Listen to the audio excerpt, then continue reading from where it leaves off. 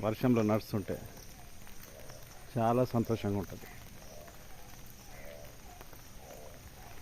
ప్రకృతి ఎంతో సంతోషంగా మనకు కనిపిస్తూ ఉంటుంది.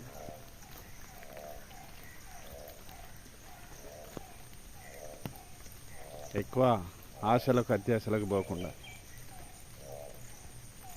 ఈరోజు ఇప్పుడు సంతోషంగా ఉంటే చాలు. ఎక్కువ ఏం అవసరం లేదు. రేపటికి రూపం లేదు. ఈరోజు ఆరోగ్యంగా సంతోషంగా ఉంటే చాలు. సమస్యలు బాధలు భయాలు ఎప్పుడు ఉంటూనే ఉంటాయి. అది మన మైండ్ని ఎంతో డిస్టర్బ్ చేస్తుంది.